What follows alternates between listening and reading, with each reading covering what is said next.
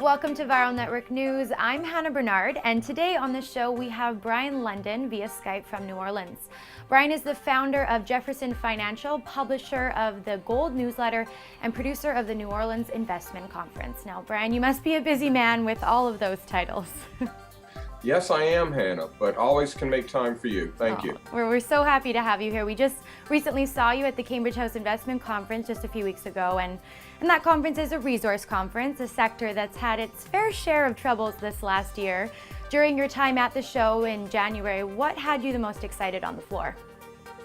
Well, I saw a good bit more interest from investors and professional investors as well as retail individual investors, and I think that kind of bodes well. But I've been telling my readers and people I've been talking to temper their excitement just a bit, for now at least. I think we have a ways to go before we really can be confirmed or can have some confidence that this move in gold has some legs to it. And you've spoken about this shift in gold from west to east. Can you go into a bit more detail for that today?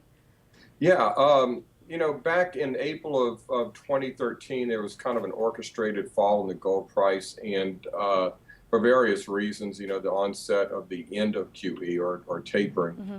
And the gold price crashed, and consequently, the Chinese and Asian demand soared immediately, which wasn't any real surprise because the Asians and the Chinese typically come in on any price drops because they're very price sensitive, bargain hunting buyers.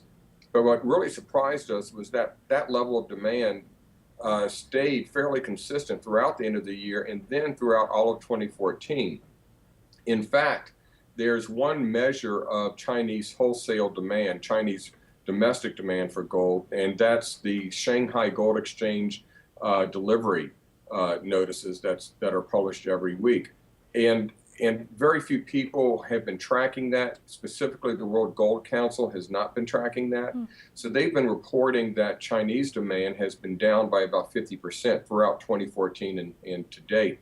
And in fact, that level of demand was still near record levels. At the end of 2014, it ended up only about 4% lower than the 2013 record levels. And those levels at their current run rates are absorbing the vast majority of all newly mined gold in the world. So China alone is taking off the market about all of the newly mined gold in the world today, or just short of that. If you add India into the equation, they're consuming far more than of the gold that's being mined today. And the gold that they're buying really is flowing from Western vaults to Asia. So it's a massive flow of gold from west to east, and some might say it mirrors the flow of economic power from west to east. So when tracking gold prices, and you've just spoken about China and Asia, what should we be paying attention to the most? Well, the gold price is set currently in the paper markets of the West, the COMEX futures and options trading. But what we should be monitoring is how China and Asia in general are trying to have some say in the pricing of gold. They're setting up exchanges. The Shanghai Gold Exchange has set up an international arm of that exchange where foreigners can trade gold and take physical possession in China. And Singapore has opened up another gold exchange. There's a lot of competition going right now to establish futures exchanges and physical delivery exchanges in Asia. And I think you're going to see Asian demand have a more direct impact on the gold price, which is, as I say, currently being set by the paper markets and largely unbacked by any physical holdings. So, Brian, in your experience with the market and where we are at right now, where do you think we are in a market cycle? I think there are two possibilities that we're either going to have one more transition year like 2014, or 2015 will be the year that we see the new rally begin. We'll actually know that, I think, over the next couple of months. The broader forces in the economy globally and in North America are too great and arguing too strongly for a rise in gold prices for gold to really be held back, I think, for more than this year.